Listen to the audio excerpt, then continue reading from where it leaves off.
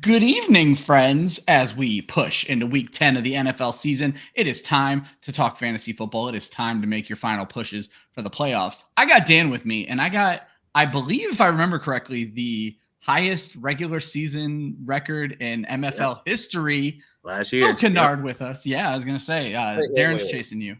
Where's Jessie at? I thought she's the one with the highest. Good one. She's taking care of the kids, Yeah, her down here. So Dan right away in with the hate. Phil, welcome back to the show, buddy. You were on last year, probably during a matchup with Dan. We got you back absolutely. on. You lost your rival this year. Things had to get moved around because you brought a friend in. So you get Dan in week 10 this year. You ready for him? Oh, absolutely. I mean, I came full Deion Sanders mode with this one. I made it personal, as he would say. So I wanted to make all those trades in week 10 on purpose. You did. So you kind of like Deion went to the transfer portal and Absolutely. brought everybody in. I really hope this works out as well for you as it did for Deion so far. Hey. Well, we'll see. Starts off strong with a bang like it did for him, and we'll see how it goes. Yeah. I mean, again, it's just funny to me that for 2 consecutive seasons now, Phil, we have just disrespected your team, and you've just continued to play so well. You fight through it. That's what I like to hear. Let's get started with trades from last week. Let me get that up on the screen here for everybody. So there were a lot of trades this week. It actually started on Sunday when Taylor swung for Jamar Chase. So how I want to do this is Phil made a ton of trades this week. So we're going to talk a little bit about this trade, and then I'm just going to list off all of the Phil trades. And Phil, I'll just let you talk about them. Absolutely. But I found this was interesting. So Taylor acquires Jamar Chase from Kenny. Kenny gets DK Metcalf, Jonathan Taylor, a single first, 2 8s, a 9, and 2 10s. To me, this is not a Justin Jefferson type deal that we were talking about with the trading your entire draft. To me, this is fair value for Jamar Chase. Like, I don't feel like this was mind-blowing, Dan. Oh, I agree. I thought it was a pretty fair trade. It's tough to trade away a good young running back like Jonathan Taylor, but you are getting a potentially stud. I mean, it comes down to what DK, if he gets back to being DK, then I consider it a win for Kenny. But as of now, fair trade. Yeah, I mean, if Taylor makes the playoffs, that's a bottom 6 first-round pick there, Phil. So what do you think about contenders or pretenders who has been shuffling through wide receivers and probably has more talent at wide receiver than he needed, but he did just lose Nico Collins, maybe for an extended period of time. It's hard to say right now. Giving up, let's not even talk about the lower picks. DK Metcalf, Jonathan Taylor, and what could arguably be a bottom 6 pick of the first round for Jamar Chase. Where do you stand on the value as not a Cincinnati Bengals fan? I see this as an fair trade, an okay trade. It just doesn't help his depth or the issues he has. I mean, he has 2 quarterbacks. One of them has been out for the majority of the year. 3 now. It's 3, three quarterbacks right because Tua's on bye and Fields is still hurt. So it's like what you need right now to almost band-aid your team through that tough time. You didn't go out and get necessarily. Interesting, yeah. But we'll see. We'll see how it plays out in the long run. I mean, Jamar Chase is obviously the number 1 receiver. He's going to continue to get love. He's going to continue to get yards. Even when things go wrong, they're going to have to force him the ball. And for Metcalf, that's not necessarily the case. They have a young receiver coming in Jackson Smith, who's been showing his production later on. And Lockett has been looking pretty good, solid. He does his thing. He'll catch it and fall. That's his thing. They love it. They know what he's going to do. He might not run it, extra yards for a touchdown, but he'll get you those yards that you need. So having someone consistent is important too. So I think it's a good point. You bring up a great point of the quarterback thing. It's been a weird season for Taylor. Here's one thing to kind of think about this though. Kenny's not looking for anything this year. His focus right now is next year. Yeah. If Tyler Lockett's not there and it's Metcalf and Smith and Jigba, does that make it look better for you? It could be nice. My worry is how long before Jonathan Taylor starts to fall apart. We just see these running backs dying earlier and earlier, and it worries me. So yeah, we see the Colts have no problem replacing him. They'll throw anyone in there and let them be the they signed him to that huge contract. He's not going anywhere for a couple of years. I know he's not going anywhere, but what I'm saying is they're to Phil's point, they're willing to play him side by side with Zach Moss. What happens when they pull I can't think of a team right now who's done it recently, but where they draft another running back in the second or third round. Seattle, Kenneth Walker, Zach Charbonnet, where they draft another running back in the second or third round. I don't know. It's a worrisome situation. Almost like the Detroit thing before we knew, Jameer Gibbs, you know, how it all played out. And you know, you never know. Yeah. It's interesting. Darren started the party by acquiring Sam Howell for a 4th round pick for a single game. He has Jalen Hurts. This is a single game trade. But then I guess Darren kept going. So Darren also acquired Joe Mixon, Evan McPherson, sending out AJ Dillon and Rashee Rice in a 2nd round pick. And then, there were so many trades this week. I keep wanting to give it to Phil. Horvath acquires Tony Pollard for 2/3 and Ty Chandler. Then Phil jumps in, gets Dak Prescott for this week. That was a great trade for Steve.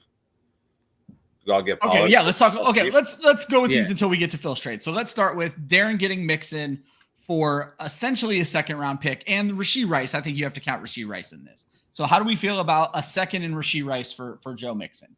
Mixon, volume-wise, has been a monster this year. Efficiency has not been, but that doesn't matter for fantasy. He's been pretty good for fantasy.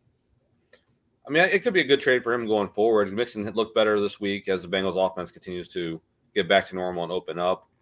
I'll be honest, I was offered that same trade of a 2 for Mixon. I turned it down. Okay. So I thought it was a bit too much, but I like Mixon here. Like Dan said, he's been showing a lot more production. He's going to show that he's going to get points again, but you can't trust anyone in Kansas City who's supposed to catch the ball other than Travis Kelce. So that's just a hard push and someone to bet yourself on, you know, because they might come in handy for you for 2 weeks. And that'd be the only 2 weeks of the whole year that Sky Moore or, you know, any other receiver will do anything for you. And it would be a waste trading them for any kind of value. So I agree. I think in Eric's defense, I don't know if Joe Mixon's a major keeper on his radar for next year. So just still stacking chips and figuring his keeper situation out a lot later. I mean, and then I'll reiterate. What's that? If you look at the future, getting AJ Dillon is the key to that, I think. I think AJ Dillon is absolute trash. Well, I'm not saying he's a stone cold keeper, but if you're struggling to find him and you can get what potentially could be the starting running back for the Packers next year if they don't draft anybody, because they just had to rework Jones' deal for him to stay around for this year. Otherwise, they were cutting him this year. So, okay, I'll give you that. And then you like this trade for Horvath, bringing in Tony Pollard for 2/3. I think it's a pretty solid trade. So. Yes, the starting running back gets work in a high-powered offense. I mean, he hasn't looked great so far this year, but there's potential there, better than what he had. Yeah, I think Tony Pollard's one of those guys, Phil, who kind of needs a second running back to take some of the weight off of him. So it could be a situation next year where Dallas drafts a running back and Tony Pollard actually gets better. Absolutely. I mean, people want to see Deuce Vaughn get his chance out there, but I just don't think he's that guy. So I think it's going to be important to see actually for the draft next year who Dallas is looking at, because that back is going to be important because they're going to give him a shot. Dallas likes running backs. They like using the running backs a lot. So whoever that back that they draft next year is going to be a key factor. He's going to score touchdowns. I'm sure they're going to get a big back that can go in the red zone and score touchdowns just like Zeke did. I read a rumor, and it may have been a joke, but I don't think it was a parody account. I look at too much stuff, where I want to say Dallas reached out to Tennessee about Derrick Henry. Oh, wow. And Tennessee wanted Deuce Vaughn in like a 3rd, and Dallas hung up the phone basically. And I'm just like, they love Deuce Vaughn that much. Like, that's just weird to me. That's crazy. Deuce Vaughn's dad is a Dallas Cowboys coach. I do know that. It was still one of the coolest draft things I saw. So, I'll give you that. All right, Phil. So then you go out, you pay a 3rd for Dak Prescott. Now, you have some quarterback questions in the first place, which Absolutely. You then sent out in the last one. So you're not just paying for a 3rd to beat Dan. Now, this one, you send out Watson and Hockenson, but you bring in Pitts and picks. So I'm going to have you talk a little bit about Pitts, because you would argue Hawkinson's better than Pitts, but you also brought picks in to start building for next year as well. And then the very next trade, you bring in DJ Moore for 2/4 and a 5th. And I want to give you a lot of credit here. Same time he probably sent you this offer, or if you negotiated, he sent me a much worse offer for DJ Moore that I immediately declined. Yeah. And then when I saw what you got him for, I was like, well, shit, if I would have negotiated a little bit, I would have taken DJ Moore here. So I literally have in my notes to ask that same question. Did you counter offer? Was that sent to you and you accepted? I need to know. All right. Let's start with the Dak trade. Okay. So the Dak trade also obviously started honestly way back when I'm complaining about getting this 3rd round pick off. So we've had some muddy waters actually. He was not going to let him go for a 3rd. I was like, listen, dude, you have almost every second in the draft. I'm not giving you a second for Dak Prescott. You don't need it. I was like, if you didn't have all those second picks, you maybe could have finessed me into doing it. But I know you have it all, so no. I was like, he can be on your team or he can be on my team. 3rd pick's there. Walked away. He sent me that offer for the 3rd pick. So I was like, happy the 3rd pick walked. Yeah. And then as we move up to this next trade, this actually came in a lot of crunch time. So me and Rob P, yes. I actually start working with him about that trade way earlier than I did the 2nd trade. Okay. But I did not want to give up certain picks knowing that I was working these 2 trades at the same time. Which is a scary thing because you never know who's going to accept first. And then if they're going to get pissed that your other deal and change their deal, I know exactly what you were feeling there. So, yeah, I mean, I came out and told Rob P, like, honestly, I was like, listen, I'm going to accept this trade and I will accept this trade before 8-14. Yeah. But I got to work this other trade and I don't want him to see what picks I'm going to be able to keep. So he was just holding on. He, sent me the eye emojis. Holding on. I love it. So, I mean, we countered. He sent me a bad offer, maybe a 2nd round pick for DJ Moore and some other stuff. And I was like, yeah, absolutely not. He was like, yeah, I got to shoot my shot. And I was like, listen, he's not a 2nd round pick. His quarterback situation is not 2nd round. So it's just not going to happen. Yeah. And we just kept, countering a couple other middle of the pack trades, but I wanted to make sure my thing was to make sure I kept the middle of my draft, knowing I was going to lose a lot with those 4th round picks. So it was important for me for that 2nd trade to get a lot of those filler picks in because I knew I was going to lose key players or potential key players with those 4th rounds being gone. And I felt really good about these picks and trades, I should say, because I was still able to keep my 1st and 2nd round pick through this whole situation, which I did not think I was going to be able to do.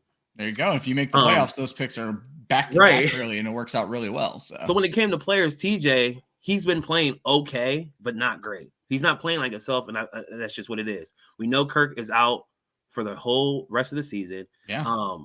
Everyone likes Dobbs for honestly his feet more so than his actual arm. He'll get you some passes, but it's his legs that are going to extend plays. He's not going to be great in the red zone, and that's just what it is. He had a great first game, but this is not going to be a Cinderella story where he takes them to the playoffs. TJ's not going to have, a great rest of the year. But I do think the Falcons changing quarterbacks gives Kyle Pitts a higher chance of being more productive at the tight end position. Now, I'm just taking a gamble here, and I'm kind of taking this position as I'm okay with this giving me 6 to 8 points every week, in a sense. So this is going to be my lower thing. I'm planning to hit higher once Justin Fields comes back. Yeah. Some of my other players are able to produce more too. Well, that's kind of what I was going to go with. If you look at those 2 trades in a tandem where you just kind of took a step back in the middle of your draft, but traded Hawkinson and Watson for Pitts and Moore, it sounds like a much better trade when it comes down to that. So no, I like what you're saying there. And when you really think about it, you're probably not going into next season thinking about keeping Hawkinson. So It's not like it affected your keeper situation. And when you look at it, how you just said it, where Hawkinson this season is not that big of a step back from Kyle Pitts or step up from Kyle Pitts. Dan, after these trades, did you change who you thought was going to win your matchup with Phil? The only thing that really affected me, I think, is the Dak's trade. I was excited to have him start Deshaun Watson against that Ravens defense. Thought that I could have a big advantage there. But the combination of him getting Dax and Dax going against the terrible Giants this week, along with Burrow having good playing receiver for them this week, I think that quarterback is going to be a huge advantage for Phil this week. We'll save the rest of it for later. No more.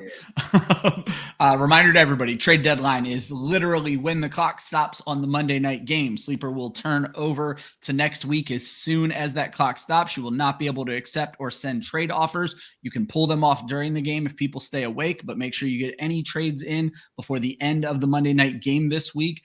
Before we get into this week's preview, we like to talk about the things we learned last week. I'm going to go ahead and get us started. And CJ Stroud, I think, is something I learned last week.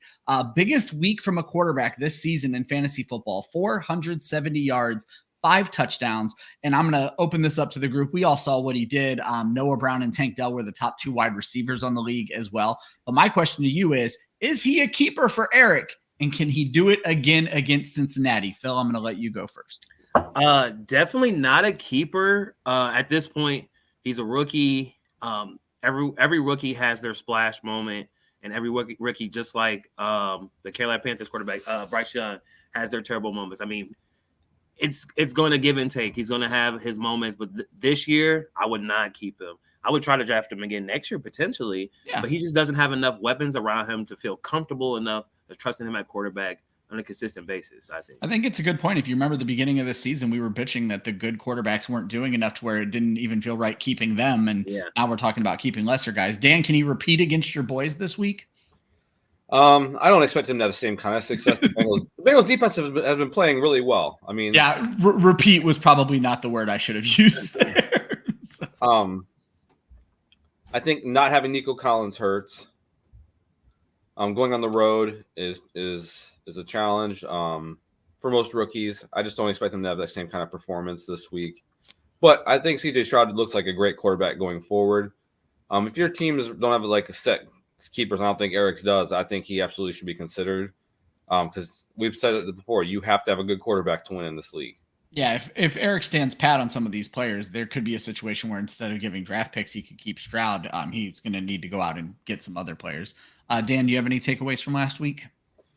Not necessarily anything. I mean, anybody's beatable, apparently. Yeah. Hey, that's one of mine. I put Darren is mortal. Got lucky. Darren had a down week last week. It worked out for me. Yep. I needed that win, saved my season, hopefully. The other thing I noticed this week is that I don't feel like Taylor, while he's doing better than we all expected, his team isn't just absolutely crushing it. Mm-hmm. And, it hurts not having a draft. Has anybody else realized that he's already traded away every draft pick for next year already? He has no draft picks right now for next year. None? None. Oh, my God. When did that happen? He has already traded away his entire draft for next year. Okay, so I guess it was a Justin Jefferson type deal. It's just all the picks that he had to do that. Okay. I guess I didn't catch that. And I mean, clearly I didn't catch that. No, I did not realize that. So that's insane. He had a really boring offseason. What's he going to do? Well, he's going to trade Jamar Chase for as many picks as he can get back. Yeah. So. I'll take him for a 1. There you go. Phil, did you have any big takeaways from last week? My shot from last week was Dan's win. That was obviously one. Yeah. Rob P's loss. Lamar Jackson playing very well, very good football, but only giving him 4.76 points is a killer. That's a super killer. I mean, just the morale. He was actually like making his progress. Looking like a better team, looking like he's going to get there, and then just losing. I feel like if Lamar's going to give him the kind of game that he had, he just has to, produce for him. The quarterback is important, like Dan just said earlier. Quarterback's especially important. When you catch me on a mediocre Mahomes and a bad Kelsey week. You got to pull that win when you can. Legit. He had the chance. I mean, even if he loses, those are playoff points that he missed that opportunity out on. I'm not saying he deserved to win, but you definitely did not deserve to win, Ryan. Oh, I agree. That's what I'm saying. I'm saying he dropped the ball. I'm not saying I deserve the win. It was another low scoring week last week. Yeah, I mean, we had multiple teams in the 120 to 130 range, so I won't say it was a terribly low score. The losing teams did not perform well. That is interesting, though. Every losing team didn't crack 100, and every winning team but one, Eric, did crack 100, DH1. So, you won at 103, Phil won at 111. Those aren't like huge scores. It wasn't. I just don't. A couple teams got in the 130s, and I just don't consider it a high scoring week. So All right, Phil, you said you had one more? My last shock of the week was Greg didn't set up a proper lineup for the second week, but he made a trade. I was like, wait a second. He's still active. Well, he made a trade right after, and he has his lineup set for this week. So I have a feeling I'm not going to put Greg's personal life out there, but I have a feeling he just wasn't in a fantasy football mindset in two of the last 3 weeks, and hopefully everything is back on track. I don't even think he watches the show. Otherwise, he would have been bitching at me for giving him a hard time last week, but hopefully he's back. Hopefully he doesn't lose any more lottery points. I'll throw a couple more out there. Austin Eckler seems to be back, 15 targets in 2 weeks, more fantasy points in the last 2 games than the entire rest of the season. However, Terry is 1-1 in those games. So I don't know how much that actually matters. And then I did put Darren is mortal. And while you said, Dan, you caught him on a bad week, Kenneth Walker losing work and snaps to Zach Charbonnet is concerning. And I think the last 2 defenses, while Tyreek Hill has had decent games against, Philadelphia and Kansas City, they both slowed him enough to where I think there's some interesting situations there that could come of that, where if they're exposing ways to slow Tyreek Hill or just throw the timing up enough to make Tua Tagovailoa, that could affect Darren. And I don't have to worry about it this week because I get Darren on a bipocalypse for both of us. So let's get into the games. And so for the first game, I have the wrong week up. I have it as, where'd they go? Sorry, guys. Rob Mott's at our Mott's, Mr. Steak versus Behind the 8 is going to be the first matchup we're going to talk about here. So Behind the 8 versus Mr. Steak Esquire. Both teams 3-3, which is why I made it the first matchup we're going to talk about this week. I'll get us started on these. I have Mott's winning this matchup. I have Mr. Steak winning. QBs cancel each other out. I do love Laporta, but then Mr. Steak, I think, wins every other position, where I think Stroud and Lawrence could have a similar game. And then ETN I like a lot more than Dylan. Obviously, Craig Reynolds, it's a pretty interesting start when David Montgomery's back this week. Love Tank Dell, prefer Romeo Dobbs. Again, everywhere but Laporta, I like the Mr. Steak side of this. So I am picking Rob, Mr. Steak, to win this. Who do you got, Phil? I got Rob also. Like you said, a lot of your key points. He just has the better team this week. We have the Jags playing better. So I have the Rob Jags winning this week. And coming, I'm not gonna say dominance, but showing a little bit better that he has been putting out throughout the year. So yeah, and the team that comes out of this with a win, technically still in the running at 4 wins. I mean, I guess technically the team with 3 is still in the running, but the team with 4 would feel a lot better. Dan, who you got? Let's be honest, neither one of these teams that are in the running, they're over. But I got Rob winning, Mr. Steak. Just a better overall lineup.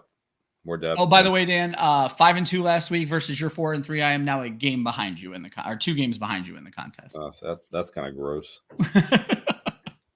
So next up, we're gonna go Stevie and Greg. That is going to be Hornchub versus the Guardians. Hornchub sitting at 3 wins. Guardians sitting at 3 wins. I'll let you go first on this one, Phil. Who do you got? I got the Guardians winning this.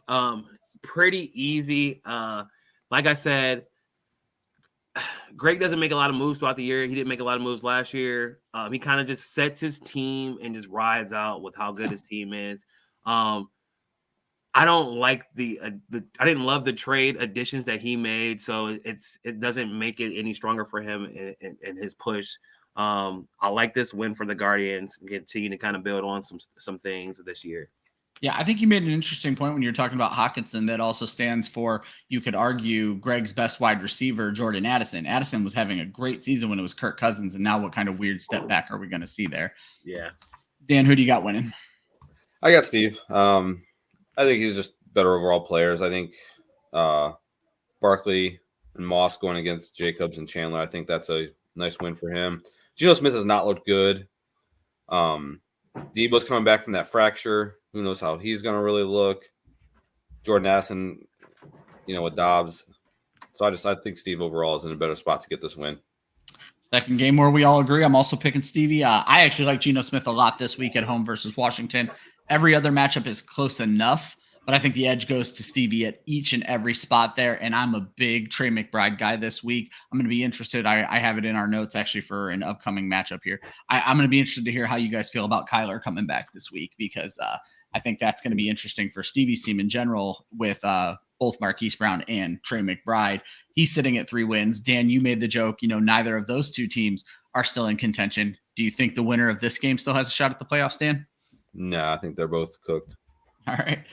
Next up, we have a 6-win team, Horvath versus Kenny. I'll get you those team names. So that is going to be Thrilla the Chase versus Grimy Savages. Yeah. So, and I haven't really brought it up much. There hasn't been a lot of Thursday night when the Bears play the Panthers, the Thursday night games aren't going to affect our matchups too much. So we got Thrilla the Chase, Grimy Savages. Who you got here, Dan? The team not playing Will Levis at quarterback. He's going to win. Not much. That was going to come up. We can move on. Okay. Phil? I actually have Kenny winning this. Okay. Sneaky dub.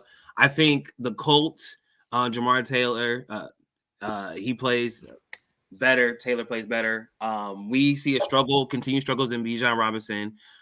We continue to see Dallas use Lamb, but not some of their other pieces. But I don't think it's enough because Dak has been passing the ball around a lot and trying to get a lot more people active and involved in that. But, CD is going to have maybe some yards, but not touchdowns. I just see little things happening. Dallas has to play great for him all the way. I got Dak using his legs more often because he's going to have to. He's going to not want to make mistakes and stuff like that. So I don't see him feeding them. Will Levis is going to show the transition from, the better version of Tannehill, and that's where I think they're going to be trying to get. They're going to elevate some. D-Hop's going to continue to play a little well, so I got Kenny winning this one, actually. Okay, so I just realized I have my notes off one line here. Give me 1 second. Phil is the odd man out on this one. I think it's going to be Horvath. I think there's an edge at QB and running back for Horvath there. Obviously, Dan and I are on the Will Levis side. So, Phil, I had a question for you and a question for Dan in this one. My question for you is, as the man who has been suffering through Deshaun Watson, you are obviously on board with Will Levis over Deshaun Watson this week. Deshaun Watson taking on Baltimore in Baltimore. Levis is, I think, at Tampa Bay, but regardless I'm getting confused now. No, it's Levis in Tampa Bay. So You obviously think Will Levis has the edge here after suffering through Deshaun Watson this season? Yeah, definitely. Like Dan said it way earlier, Ravens defense is nothing to joke around with. I don't want to touch that situation. I don't like some of the matchups for Deshaun Watson going forward for the Browns. So I think they'll lean heavy on their run game. But I do see how Tampa Bay and Baker Mayfield gives other teams chances to stay and stick in the game. That team is making some of the other quarterbacks look really good. Now, they'll be in a lot of shootouts, and that's what Will Levis is all about. Big arm, making big plays. So I think this is another chance for him to show that. Tampa Bay defense just hasn't played great enough for me to write Will Levis off. And then, Dan, because they're playing your boys, how do we feel about Jerry Jeudy over Noah Brown with Nico Collins out of this game? Jerry Jeudy's just looked so bad. That Denver offense has not been great. Yeah, that's kind of my thought. And they're taking on Buffalo in prime time. Now, obviously, I'm relying on their quarterback, so I hope Jerry Jeudy has the greatest game ever. But I just think I would start Noah Brown in this match. I'm starting Noah Brown in other leagues this week. So. Yeah. How did Noah Brown do last week? Off the top of your head, do you know? I think he was wide receiver. Wide receiver 2. I think he had 107 yards and a touchdown. Noah Brown went off last week. Yeah, he was the one who caught the first touchdown. 153 yards and a touchdown. Geez. He did great. I would be starting Noah Brown in that case. I wouldn't go into it expecting anything like that. No, I mean, it's just like we talked about with Stroud. You can't expect Stroud to do the exact same thing again, but I think Noah Brown is the better play there. I think more than likely, Jeudy and Noah Brown are going to have similar numbers in this game. But which one do you have a better chance of having an explosive game? I think your best chance is Noah Brown. There you go. All right. I have me and Darren next because I just don't think there's a ton of playoff implications here. Part-time Ninjas, so good it hurts. Darren sitting with 8 wins, me sitting with 6 wins. Dan, I'll let you get us started here. Well, first of all, I think that first game, it's wrong. I think if you lose this game and fall to 6-4 and you're down there in that 5-team mesh, anything can happen as far as playoffs. When you look at the other matchups, I don't disagree with you. I think when you look at the other matchups that are happening this week, there are less playoff implications. Yeah. I just don't want you to get too confident over there. Well, I'm very confident. I'm gonna win anyway. So. You're gonna win. Gotcha. I'm taking Darren on this one. I don't think that your team can win without the Chiefs players against a real team. I mean, I know you won last week, basically not having the Chiefs players, but you're playing Kenny. So first of all, I was playing Rob P last week. Rob P. Sorry. I'm just used to you putting down Kenny's team all the time. I just assumed you're playing him every week. And I'll continue that for the rest of the season at least, where I just don't like his damn team. Phil, what do you got in this one? I have you winning. Great call. I mean, a lot more. So I like how your team can score at the running back position. That can pop, especially Brock Purdy is in a need to win game, and if he needs to win, he's going to give it to Christian McCaffrey. So I like Christian McCaffrey for this matchup. Having a very good game. I'm seeing 3 touchdowns for him, honestly. And part of me does not want to see the success from Jalen Hurts. I did take it personal when he came on the show and said he got texts about how great that trade was. High five. Well, I thought you also wanted to make sure he didn't match your single season records. Absolutely. So me personally, I don't want to see any success for him, Jalen Hurts, or Kenneth Walker, especially after hearing that on the show earlier. So I like it. Phil brings up an interesting point. We might need to go back and look at Jalen Hurts' win-loss record in the Maslin Football League over the last 2 seasons, because it is ridiculous. It is. Much like a lot of matchups this week, there's one part of the game that goes towards the person who I don't think is going to win. I prefer Sam Howell. I think that was a good trade for Darren for this 1 week. A 4 is a little high. I considered making similar trades at quarterback or tight end and decided against it. So I do prefer Sam Howell to Russell Wilson, but I like my team at every other position, especially Christian McCaffrey. What I did find interesting, I'm picking my team, but what I did find interesting is when, not if, when I face Darren in the championship, we could see 7 to 10 different starters in that matchup, because Darren's whole bench will be in his starting lineup, and good players of mine will be back as well. So this matchup won't even be telling of the next time I face Darren. Next up, I have Rob P with 3 wins taking on JR with 7 wins. And that is right here, Lost in the Sauce versus Swallow My Simeon. So we got 3 and 6 taking on 7 and 2. Phil, I'll let you get us started with this one. Yeah, it's pretty easy here. JR taking this one. Team well put together. I don't know what Lamar is going to look like versus the Cleveland defense. Yes, but I do think he's going to be productive once again, like how he was. He may be the one scoring touchdowns. He may be just handing it off to running backs. We don't know what we're going to get from Kyler Murray, but I know it's going to be more productive than what we have gotten out of the quarterbacks for them. So yeah, I just got him. I got him edging him a little bit, but I mean, it could be a tricky game. Algier could also go off. So, but I have the edge over on JR. I'll go next. I also have JR winning this, and I have basically word for word what you said. It's just close everywhere. I like what JR has at wide receiver just a little bit better. Pickens and Zay Flowers have been disappointing. Zay Flowers only scored like 8 points against the Browns in their first matchup, whereas I think Ayuk and Garrett Wilson could have a better game. And then the flex is interesting to me because Jaleel McLaughlin is slowed. Taysom Hill has been just a touchdown scoring machine. And I think these are the things that JR needs to get the edge. But my question for you guys, and Phil, you already touched on this, so Dan, I'll have you touch on it as well, is are we ready to throw Kyler Murray in over Derek Carr already? Derek Carr coming off of a pretty solid game last week and gets a beatable defense again this week, taking on the Minnesota Vikings. I mean, I wouldn't have Kyler Murray on my roster until he proved me something, do something to me. The dude's going to come back. He hasn't played in how long on a bad team. He didn't look great last year, except when he was on the D-Hop. I expect some rust. I think maybe by the end of the year he could be fantasy relevant, but right now I would not be starting Kyler Murray. Game one, I still think JR wins, and I'm picking him to win because the rest of his team is in a good spot and looks good. I like them, but I don't trust Kyler at all. I would say when Kyler doesn't know what to do, he runs, and running quarterbacks, as Jalen Hurts has showed us, have been powerful at times. And I think him getting his legs back under him is going to be him figuring things out and then running when he doesn't know what else to do. And I mean, that's just his niche. That's what he knows. So I continue to think that that's what gets him to, get the next down, to complete those third downs and continue to keep playing football. So I'm giving Kyler Murray a shot because they're going to really want him to test, everything he has because he's been holding out for so long. No, I think that's a really good call. Next up, we got Taylor versus Terry, Contenders 2.0 versus Waiver Danger. I'll get us started on this one. So I like this matchup. I think it's pretty close, but I think Herbert and Eckler, especially with Eckler getting involved again, give Terry the edge that he needs. Taylor, I'm not a big Najee Harris fan. You got James Conner coming back in his first game back. You have an injured Jamar Chase now. There's just far more questions on Taylor's team. And then, like, Amari Cooper's been such a target hog that even if you don't like the matchup against Baltimore, he's going to get the targets. Terry McLaurin with a very favorable matchup. And then Taylor got a pretty average performance out of his IDP, nothing that's going to change anything. And that Dallas defense, as we've seen in prior weeks, could win a matchup alone. So I'm picking Terry in this one. Dan? I'm picking Terry. I think his team is just in a better spot right now. Like you said, the guys coming back from injuries, or actually just got hurt last week in Chase's case. Yeah.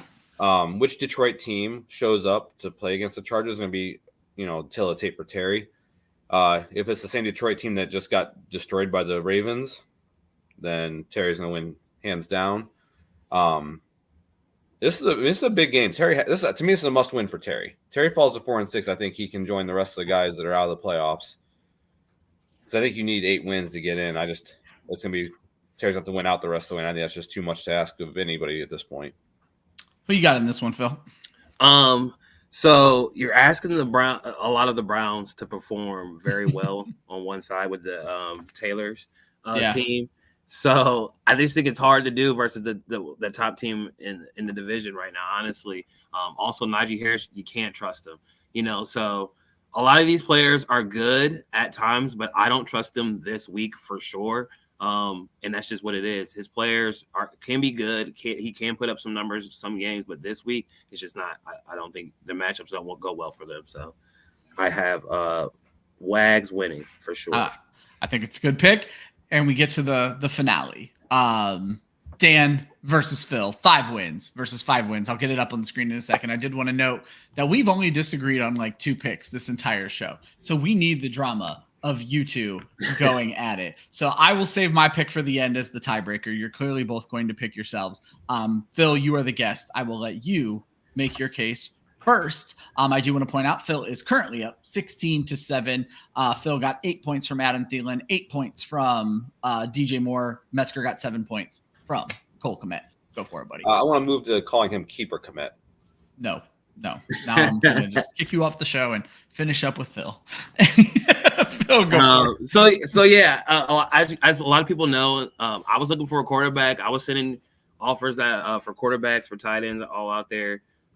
I felt that position needed a little bit more bump for me and continued success. So I think Dak, and I like the way his schedule is set up for him moving forward, that if I continue to win, potentially Dak can continue. I can continue to ride the Dak wave for sure. I don't see myself going deep without some of my players having more breakout games. Like Diggs, he has to start picking it back up for the Bills. It's going to be hard for me to continue to win like that. But this matchup is honestly for me, it's an easy one. My guys are winning. If you go down each position, I'm almost winning. At every one. I like some of his guys, but I mean, Dan just didn't manage well this year. He's not a good manager, as we all know. But this year has really been a struggle keeping those guys together. Maybe he can make better trades in the future to get players like mine, but we never know what Dan's really thinking. With his poor choices. One thing I do want to note is, from this morning, Stephon Diggs loses the questionable tag. I think that's big for you. Yeah, so it was big. I was concerned. I mean, Jacoby Myers is in that swing, but his quarterback issues are funny too. So yeah, Diggs losing that questionable tag is huge because Monday night makes things hard on that. So no, I like it. Dan, your rebuttal. I'm really excited that his team only got 8 points from his 2 receivers to start. I think that helps. I was a little nervous. I'm actually excited that you didn't start Myers. I was a little bit worried about that guy. He's had some big games. If I had a healthy T. Higgins and a healthy Waller, I'd feel really confident. But I can't sit here and say Taylor's going to lose because his team isn't healthy when my team's not healthy either, and then predict myself to win. So I expect Phil to win. I think Dak going against the Giants is going to be too much without the rest of my team being healthy. And Burrow, who knows what he's going to have at receiver. So least dramatic show ever. I'm also picking Phil. It's a clean sweep because what Dan just hit on, I do not like. Burrow started off this week as my QB1, and he was going to be my pick for the contest. But now with the hurt Jamar Chase and no T. Higgins, I'm starting to worry about Joe Burrow a little bit. I like the Dak Prescott matchup. And for me, this matchup, really, you guys do cancel each other out a little bit. I like Diggs a little bit better than Olave. Obviously, Keenan Allen, a big advantage for Dan, but then you have Kamara on the other side for Phil, to where everything kind of just works out where I just like the matchups better on Phil's side of things. So no drama here. We're all picking Phil. So this could blow up in all of our faces. We're going to see how interesting that one's going to be. So I hope so. I wonder what my record against you is right now. I think that would be the last four games. I'm 4-0 the last 4 times we played. I think I could be wrong. I'll check the record books. So you can find it on this app pretty easily, where you can just go into past seasons and look. Maybe I'll even research it. And He'll have to go back to Yahoo. He's been in the league for a little while. Well, he just meant recently. If he's on a streak, I'll go back to Yahoo. I'll do that for you guys. I still have access. That's what the record was, so that's why I went back to Yahoo. Listen, you want the whole record. We know you haven't beat me in a while. It's been a while. It's okay. It's okay to accept it. You thought I was going to be a losing team and continue to lose. It's going to be easy wins versus me, and it's not happening. My team's been playing well. I've been managing well, making great trades. Just being better than you is a part of my daily routine now. I'm with it. This is great. This is. Get your popcorn ready. All right. As we end every show, it comes down to the game. Who is going to be the best quarterback of the week? Who is going to be the best flex play of the week? I have my picks, but I always like to give the guests the option to give their picks first. Dan has now won. I put 5, but I think it's more than 5, right? It's 8. No, it's 5. So Dan picked up his 5th win last week. Low score though, Dan, 35 points. You had Burrow and AJ, or 38 points. You had Burrow and AJ Brown. You beat me by 5. I had Hurts and Alvin Kamara. So Dan, you got the dub last week, but Phil still gets the honors. Phil, just who do you think, doesn't matter what team, who do you think will have the most points as a quarterback and most points of every other position? So honestly, I really do like Dak's matchup this week versus the New York Giants. I mean, they're dropping Brian Daboll like what the fuck videos every single week. So yeah, I think we're going to see another one this week. In my flex position, like I said earlier, is Christian McCaffrey. I think he gets abused, and they're just going to throw him, check down routes, handing him the ball. They're going to get Debo involved slightly, but Christian McCaffrey, when things get hard and tough, throw him the ball, get out his way, and I think he's going to lead the way as a flex. I like it. Dak, Christian McCaffrey. Dan, who you got, or do you want me to go first? Go right ahead. I'm going Justin Herbert and Amon-Ra St. Brown in the same game against each other. I didn't want to go with Keenan Allen just because I wanted to expand my options there. I think Amon-Ra is the best wide receiver this week by far. I don't think the Chargers can cover anybody, and I think Herbert has a big game trying to play catch-up. Justin Herbert, Amon-Ra St. Brown. Since we started since recently you keep picking all my players, I had like 3 or 4 guys listed out, and Amon-Ra St. Brown was on my list. He just wasn't number 1. Dak was on my list as well, so Phil did take him as well. I'm gonna go Josh Allen, and I'm gonna go Cowboys defense. Okay. I was wondering. So Dan, when I said that to Phil today, where I said of any other player, I was like, I wonder if someone would be ballsy enough to go IDP, but you went team defense. Yeah. I think it's a good pick. Whenever you're playing the Giants, just get as many of those guys as you can. It also occurred to me that I've blowing through the show because I changed up my system a little bit. We didn't talk playoff teams. So I need to change my notes up so I don't forget about this. Let's talk about our current playoff teams. I'll go first. I think we're going to be pretty close to each other. Dan, I have still kept you out of the playoffs because I think Phil beat you this week. So I have Darren at number 1, still in the championship. I have given myself the bye week ahead of Horvath and JR now. Horvath and JR next. Terry sneaking into the playoffs, and Phil with the final playoff spot. Metzger, Taylor, and Rob P, I think, are still in contention. I just don't have them making the playoffs right now. So Darren, myself, Horvath, JR, Terry, and Phil. Dan, go for it. I have Darren and Steve as my top 2. Then Ryan, JR, Taylor, and myself. Oh, so a lot of differences. So you have Taylor and yourself in over Terry and Phil. Phil, who do you got? I didn't actually rank anyone, but okay. I mean, I've kind of been keeping up on how things have gone. The teams I like are kind of as they are now. Okay. I see the continued success of a lot of these teams. The top is the top for a reason. We got to just catch them at bad weeks, honestly. But I think in the playoffs, we're going to see a sneaky upset. I think that's very fair in one of those games. So yeah, to Phil's point, I'll point out so the 4 teams I had leading the way I had in, when I started looking at your teams, I get very nervous about the running backs on all of these teams except Terry. So that's why, Phil, I let you keep your spot, and then I moved Terry up into 6th place. That was my thought process there. Is I think you, with the points you've scored, deserve to be in your spot. And then I'm a running back whore. So I want to see good running backs in the playoffs. So that's why I had Terry in there. And Terry could be the upset. So, and Horvath. Horvath jumps in, gives us Josh Allen and CeeDee Lamb to play the game. What's up, buddy? Haven't talked to you in a while. So that is officially the show. Phil, thank you so much for coming on. Any parting words for our friends and specifically for Dan, I guess? Parting words, send me your trades. You got till Monday night, people. You got till Monday night for sure. If you get a chance to beat Dan, please beat him bad. Just do it for me, and yeah, that's it. Thank you guys for having me. Always a good show, buddy. Dan, any parting words for our friends? I do want to point out to everyone that Dan is aging 10 years backwards and I am aging 20 years. This is kind of the vibe we're going with on the show at this point. If you're I just have a question for Phil. Uh-oh. It's Monday night. You're losing. You're not coming back. It's already over. You're down by 45 points. You're looking at your future schedule. You're seeing, Darren next week. That's another loss. Ryan the week after that. That's probably another loss.